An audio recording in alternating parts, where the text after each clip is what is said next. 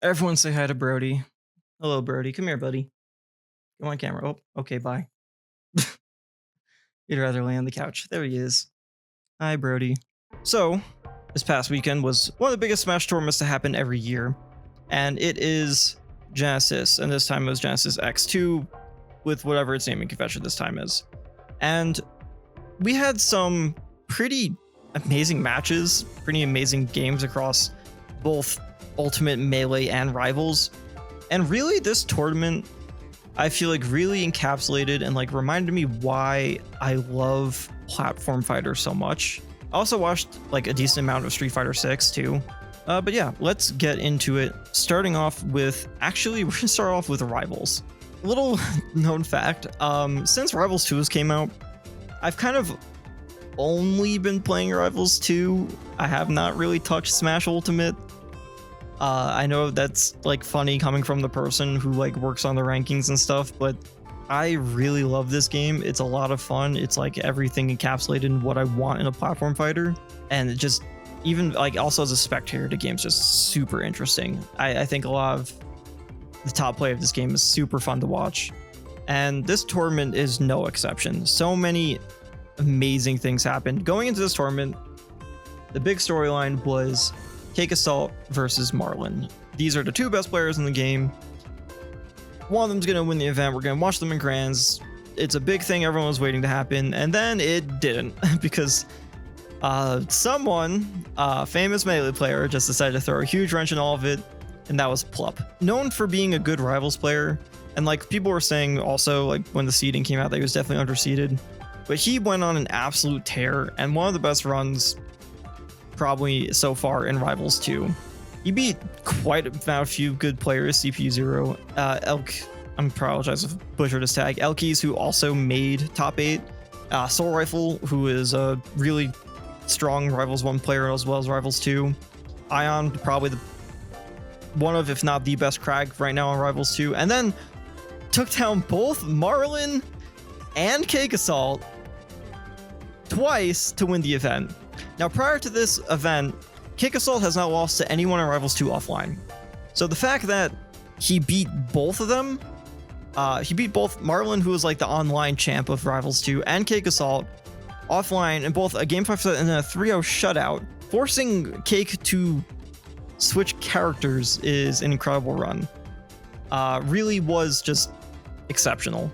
And like he really showcased Maple's play, and like that Maple isn't just like, for a while it felt like Maple was a character of, Maple was like a character of theory, like people talked about how good Maple was, but we haven't really seen like the execution of that level, and we finally got to really see that here with both, not just Plup but also Elkie, who made top 8, really showcasing that this character isn't just like pure theory and can actually function at the top level of play and put up that kind of results.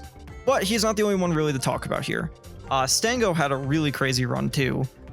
He got sent to losers by Cake Assault, but he beat some pretty big players like Evil Nardwar and Razul, ZB, and also beat Marlon, who was a player that everyone was once again keeping their eyes on, who was a #1 seed in the game. And he was like, I think, one of the big crowd favorites.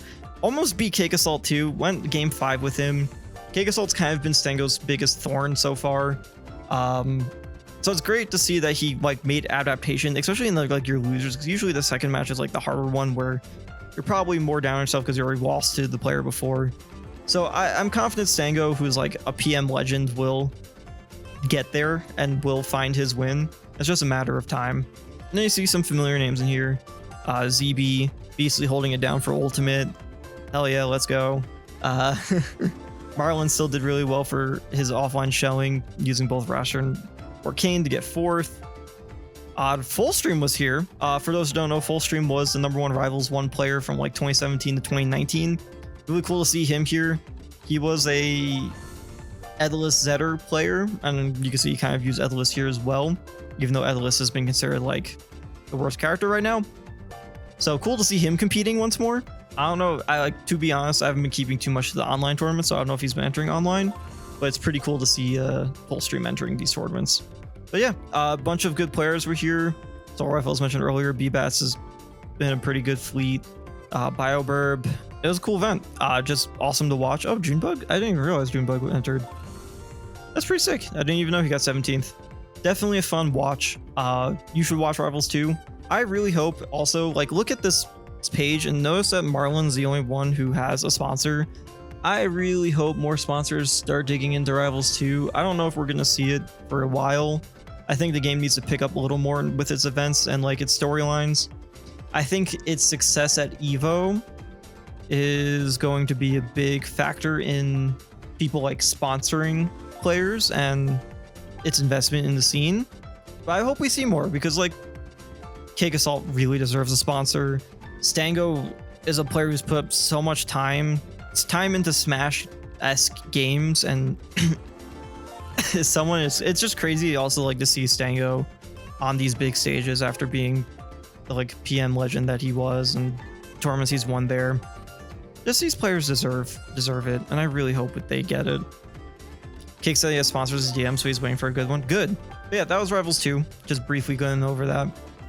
If you missed it, definitely go watch Plup versus Cake Assault. Also watch Stango versus Marlon, as well as Stango versus Cake Assault second set. They were really good. All right, on to Melee. Melee also had a crazy tournament where, let's just get into like the big thing here. Hungrybox wins his first major in like 2.5 years. For the longest time, it just felt like he wasn't able to do it because Zane was stonewalling him, Wizrobe was stonewalling him. He just couldn't get past his demons. And finally, here at Genesis, he does it. Yeah, the last one he won was Riptide 2022. So it's been 2.5 years. He beat a lot of good players. He beat, of course, Joshman. He beat Junebug.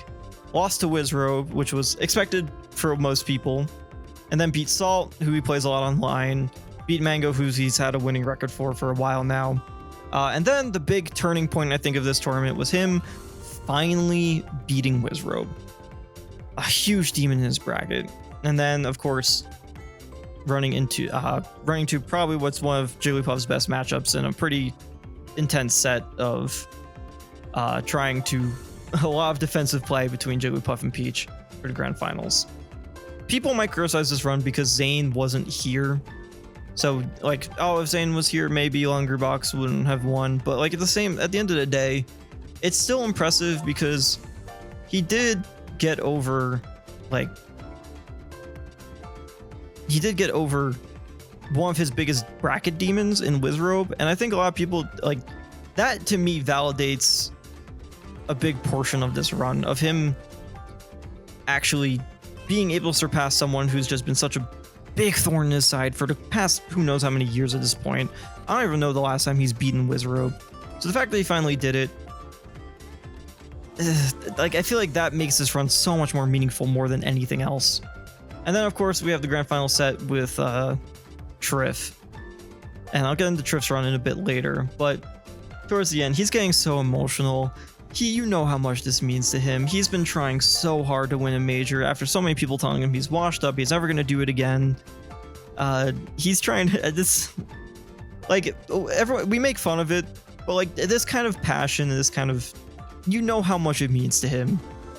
And it's just nice to see. It's crazy that as someone who's been watching Smash since like 2012, seeing someone who was winning tournaments back then still doing it today, it's just nice to see someone who's been putting that time and effort like be rewarded for it.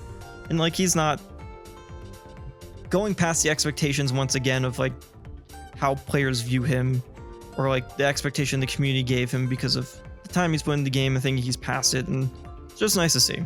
It's really nice to see.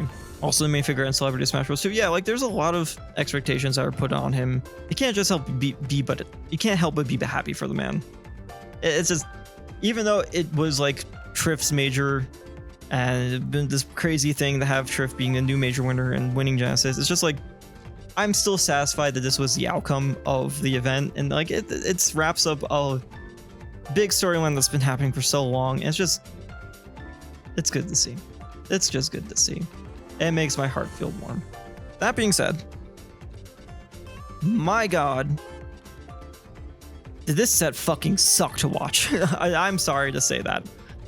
This set was rough. It was a lot of turn up to back air. It's also kind of like poetic that HBox kind of had to fight like the camping and was the aggressor for most of the match, and like had to go through that as the way to win the tournament was him having to be the aggressor against a super campy defensive play style. But yeah, this was not very fun to watch. I hate to say it, this is probably one of my least favorite matchups I've in any Smash game to watch, because it's a very defensive, and these two especially are defensive players, but Triff especially is a defensive player. If you thought Steve vs Sonic and Ult was bad, check this out. That's still bad. It's definitely on the same level as this, or close enough level, especially if both are not trying to interact with each other, but this is very low interaction. If Ludwig wasn't been streaming this part, I would have not been watching because it was tough. Well, no, I was still watching because I was invested in who would win, but I would definitely have tuned out a good portion of it. Speaking of which, the other big thing to really talk about here, I'll talk about some of the small things. Actually, first, I think Axe making top 8 for first time in a while was nice. He beat a Jigglypuff player with Fox, so that was super cool. Junebug got 9th, still doing pretty consistent results with DK. Aura had some pretty big upsets. I think he beat, yeah, it was Schwab, and Sunsei too. So some cool runs, but the big other thing was Triff getting 2nd, almost winning Genesis, the 3rd European Melee player to do it, as well as the 4th general European player to win a major outside of Europe. So that would have been a pretty big thing for Smash in general in the European scene. Unfortunately, just had to run to Hungrybox of all players. It was like the one player I think Triff didn't have to deal with would have won, but it is what it is. The time will probably come, and I think it's cool that we have a European Peach player filling in that Armada role of bringing Peach to that level. I know Triff was ranked, I think, like 11th last year, made top 10 in the mid-year ranking. So it's just cool to have a good Peach again in the game, because Peach, to me, I think Peach is a sick character in Melee. I'm just happy that we have that. But we're just going to get into Ultimate now, because Ultimate's probably the one I have the most to talk about. After years of Japan shitting the bed at Genesis, they finally not just like broke their peak here, they went off. They did amazing. Hurt won the event, obviously. Huge dominance, didn't drop to losers at all. I think didn't really have a Cola was the only one to bring him to game 5, and then 3-0'd everyone in top 8. Just insanely strong dominant performance from Hurt. And Akla was also there after, I think, he wasn't at the last Genesis, was he? He wasn't at the last Genesis. The Genesis before that, he got 7th, I believe, losing to Spargo in top 8. So also getting his new peak at Genesis. Zamba somehow became Mr. Genesis, had honestly one of the best runs of this event. He dropped the losers to Akala, but he beat Shiny Mark, Spargo, Ken, Cola, Mia, Luigi, Shuton. Like, this is an insane losers run. If he ended up beating Akala and Hurt, this would probably be the best losers run in old history, I wouldn't lie. Zamba is Leo's Genesis, so I'm basically sure. Yeah, that's about right. Crazy run. Hopefully someone sponsors him soon. He really deserves it. Shuton also had an excellent run, overcame his Demon and Tweak, who he has been 0-7, I believe, against before this. Finally found. And it was also a very dominant 3-0-2 against Tweak, which was very unexpected. I thought it was going to be a tough fight, but Shuton finally finding that win. Tweak has not lost at Olmar since the Buzz 2022 March. Damn. Also overcame Lima, which, if you don't know, Shuton had historically been not great against Bayonetta these past year, losing, I think, both the Lima and Tama P, especially Tama B multiple times. That's crazy. That is crazy. So yeah, that level of dominance is unexpected, but pretty cool to see from Shuton. Lugi, I said this in the old stat server once seeding came out. Lugi had a path to top 8, and I'm not surprised he was able to capitalize on it. Beat Kanenabe, who went min-min, and then beat Light, which was Luigi is historically really good against Fox. Beat Base Mage, someone who he's beaten before at Battle of BC, and then beaten Gluttony, which is someone else he's beaten before. I don't think he was projected to play either of these two, but Snow was originally in his path instead of Base Mage, which is also someone who he could have beaten because Snow is not the strongest against Luigi. And then most likely would have had to play Mia here, but he ended up getting Gluto. So had a pretty good path, at least to 9th projected originally, and capitalized on what he had. Unfortunately, just wasn't able to perform in top 8, but amazing run. I think this is a career peak for him at this in terms of super major runs. Some other cool runs that happened. Gluttony had some good wins. Beat Mia and Annen. He beat Pocket 3-0, also known as Annen, which is crazy because it was apparently solo Wario. Good to see Gluto kind of back in that sense. Luigi was just playing really hot, so it's probably tough. He also had a really weird moment in Luigi's set where he just didn't react to a Nair and died for it. And then just got 3-0'd by Tweak, which I'm surprised the set wasn't a game 5 because those two usually have more competitive sets. Gluto had a great run. Beast Mode Paul had some pretty big wins. I think he beat Tweak and Varu, yep. And also Mr. E, who I know has been kind of like a rivalry between him and Beast Mode Paul. I think they've traded sets quite a bit. Had some hilarity against T. I don't know what it is about Beast Mode Paul versus Kazuya, but something always happens to him. Always something stupid happens to him whenever he uses like Magic Burst or something. It's so funny. I don't know how this keeps happening. And then yeah, Mia went Rob against him, which was really interesting. And ended up winning 3-1. Shiny Mark was here, got nice top 16 finish. Umeki had a great run. He beat Sonics in like a crazy set. Also Annen had a crazy finish, the 3-1 Sonics, where it was like I think he popped off too hard and ended up deconnecting like the switch from the stand, and they didn't know if the bear killed or not at the kill screen. And then of course they redid it and it did. Or no, I think they looked at like the replay or something maybe. I don't remember, but the bear did kill and he got 3-1 win over Sonics. Unfortunately lost to Lima before getting any further, but had an amazing showing. Base Mage, we haven't seen Base Mage in a while. Return showed that Puff is not one to mess with after close game 5 with Parmesan. Beat Snow 3-2 and Siski 3-1, as well as Jokubu. So had just an amazing run. 17th place is kind of interesting because it's a lot of big names who just didn't get too far enough. Spargo fell early to Torigiri and then lost to... Why am I forgetting? Who did you lose? Zamba? Yeah, lost to Zamba. And then Sonics fell early. I don't remember who he fell early to. Oh, Sonics lost to Cola, showcasing that he's having a bit of a Roy problem recently, and then lost to Umeki. Light fell to 17th, losing to Lugia as mentioned earlier, and then losing again to Lima. Raru had another 17th this season, falling to Beast Mode Paul and then losing 3-0 to Ken in an unfortunate draw in matchup. Torigiri, despite upsetting Spargo, ended up losing to Teen Shiny Mark right after.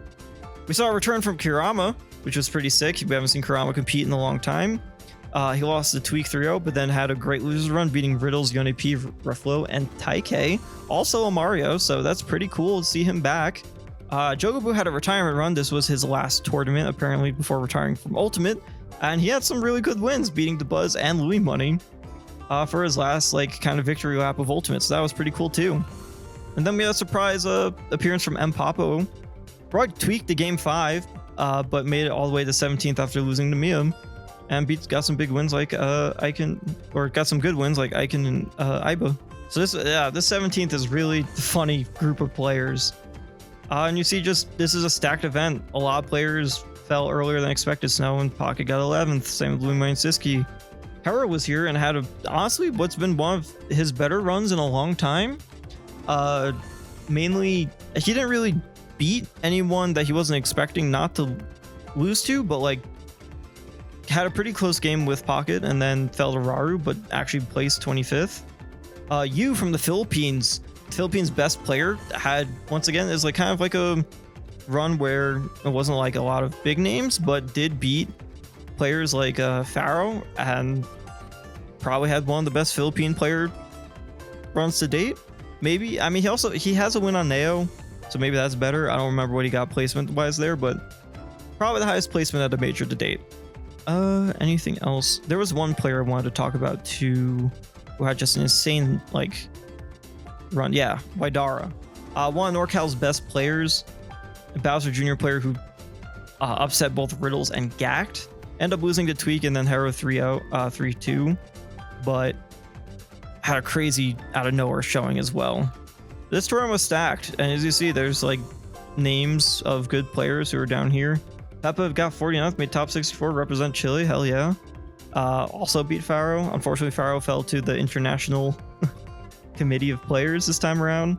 Hurt played insanely dominant. Aqua just first 2 games of this like grand finals, I just felt like Aqua had no answer. It took him so long to like actually start building momentum, but by the time he did, it just felt like it was a little too late. There was that one forward air, I don't know what game it was, where he just missed by pixels. And unfortunately, that just ended up costing him the set.